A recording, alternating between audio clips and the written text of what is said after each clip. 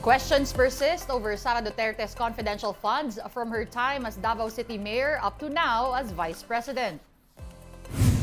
President Bongbong Marcos's trust and performance ratings take a huge plunge amid economic issues hounding his administration. And Typhoon Jenny maintains its strength as it lingers in the country.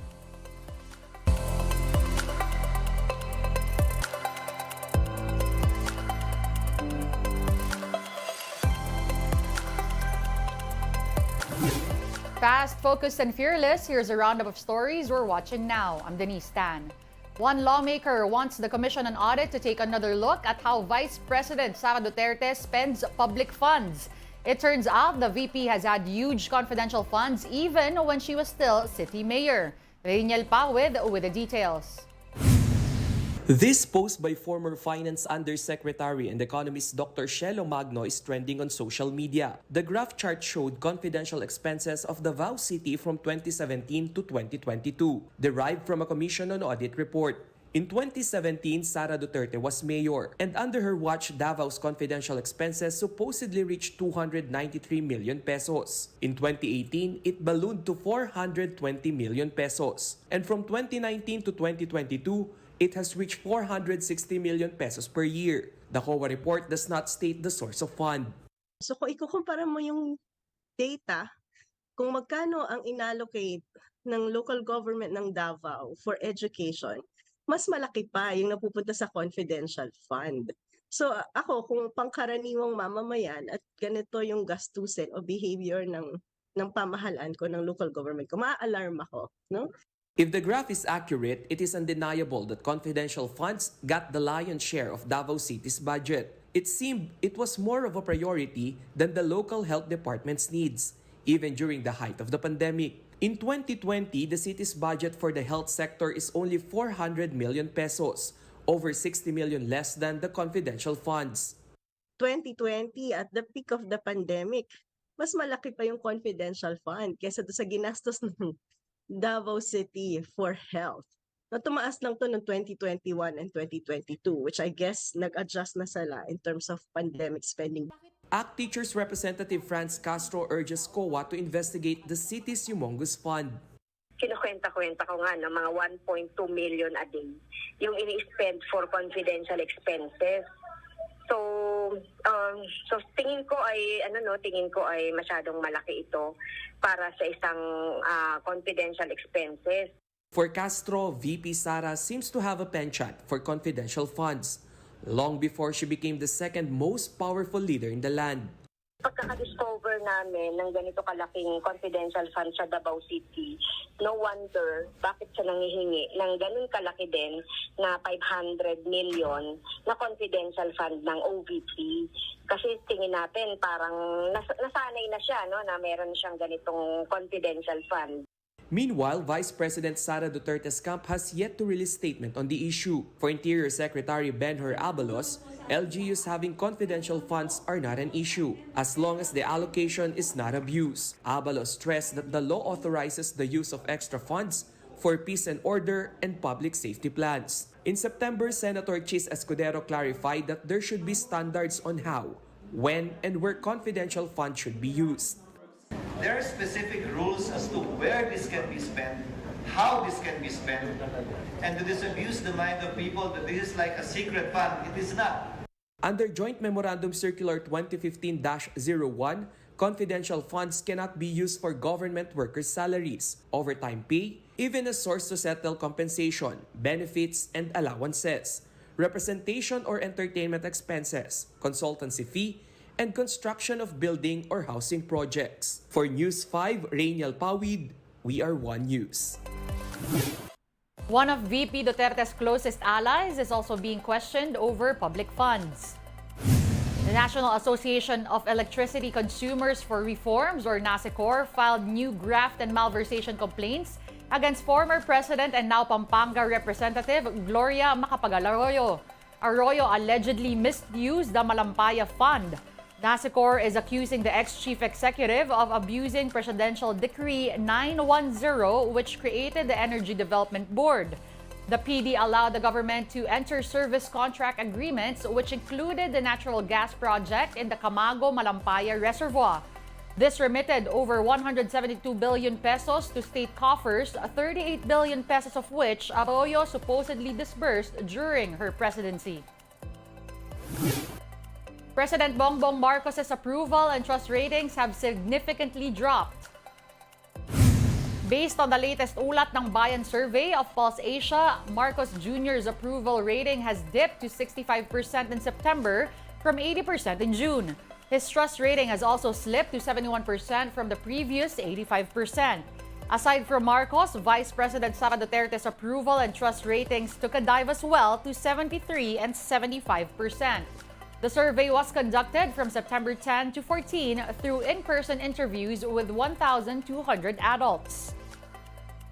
Yung kay PBBM sa kalahatan simula sa NCR, Balance of Luzon, Visayas and Mindanao, all significant decline, pati across socio-economic classes. Yung Vice Presidente, hindi masyadong bumababa. Ang pinapanagot ay yung Presidente. Kung merong mga kaganapan katulad nitong kagipitan sa ekonomiya, dala ng mataas sa presyo mga bilihin, ito yung nakaka-impluensya sa opinyon ng publiko.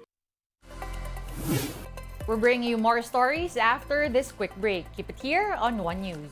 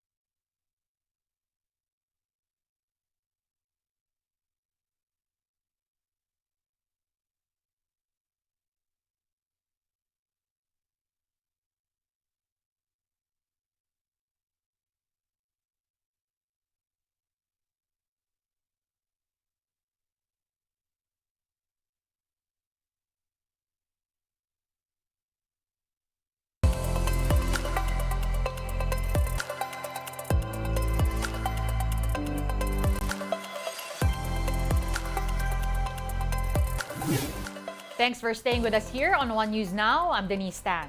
The LTFRB ramps up its efforts against harassment in public utility vehicles. Gerard de la Peña has the story. The Land Transportation Franchising and Regulatory Board made rounds at the Parañaque Integrated Terminal Exchange on Monday. The goal? To raise awareness among commuters and transport workers of the Safe Spaces Act, which prevents sexual harassment in public spaces, in this case, in public transportation.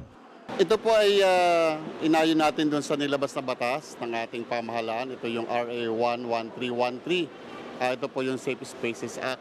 Ito ay pinagtitibay lang po ng LTFRB at DOTR dahil kasama po doon yung public transportation. Kaya ho, mayroon po tayong paalala sa ating mga driver, conductor, yung ating po mga pasahero, kung ano po ang dapat nilang gawin kapag po sila ay naka-experience ng pambabastos. The LTFRB doesn't have data as to how many complaints they receive regarding sexual harassment in public transportation. Complainants rarely see these cases through for fear of their safety. May mga natatanggap kami kaya lang hindi nila tinutuloy. Kaya mas maganda po siguro ito na mayroon na ho tayong batas at may circular na rin po ang LTFRB para po mas madali po ma-actionan ho ito ng ating LTFRB board. Doon sa atin pong hotline ay mayroon po tayong guidance o guidelines na kung paano siya iproseso para ho hindi ho matakot ho yung magsusumbong. At sigurado ho yun, yung confidentiality ho ng mga complainant ho natin ay mapipreserve. Passengers said they do all sorts of measures just to make themselves feel safe during their daily commute. Pag sumasakay ako, tinitignan ko naman kung saan ako uupo, kung ano yung katabi ko, ganun. Nandun naman talaga po ang takot.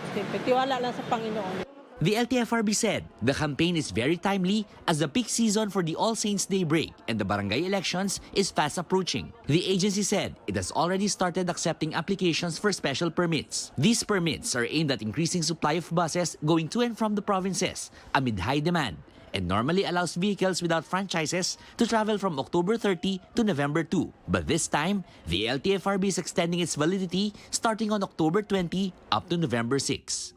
Yung mga nakarano kasi natin, pagka medyo may mga ipit na araw at dinideclare ho ng ating pamahalaan ay nagkaroon po ng pagkukulang sa ating mga public transport. Kaya kung mapapansin nyo yung ating All Souls Day ngayon, All Saints Day, ay nasa gitna na naman ho ng ating week. At may kasabay po itong weekend, kaya minabuti po ng LTFRB na habaan ito para po mas hindi ho mahirapan yung pag-alis at pagbalik po ng ating mga kababayan sa kanila po mga probinsya. For News 5, Gerard de la Peña, we are One News. Typhoon Jenny steadily intensifies while moving northwestward over the Philippine Sea. It was last spotted some 485 kilometers east of Basco, Batanes. The typhoon is backing winds of up to 155 kilometers per hour and gustiness of up to 190 kilometers per hour. Jenny is forecast to move generally northwestward until Wednesday. It is expected to reach its peak intensity tomorrow and exit PAR by Thursday afternoon. Signal number 1 is now up over Batanes, Cagayan, Babuyan Islands, Apayao, and some parts of Isabela, Ilocos Norte, Abra, and Kalinga. Jenny's trough is causing scattered rain showers over Cagayan, Isabela, Aurora, Quezon, and the Bicol region. As for the southwest monsoon or Habagat, it is triggering rains over the Visayas, Zamboanga Peninsula, and Mimaropa. Metro Manila and the rest of the country may also experience isolated rain showers due to localized thunderstorms. And here's some great news before we go. Gilas Pilipinas will move to the quarterfinals of the Asian Games after dominating Qatar. Gilas quickly found their groove against the Qataris to build a 20-point lead in the first quarter. The national team would then continue its onslaught in the second to further build up their lead to 30. Final score 80-41 for Gilas. CJ Perez and Junmar Fajardo led the way for Gilas with 12 points apiece. The dominant win will be a big boost for the Philippines when they take on Iran in the quarterfinals tomorrow at 12 noon. One News Now will be back tomorrow at 7:30 a.m. I'm Denise Tan. We are One News, all sides, all the time.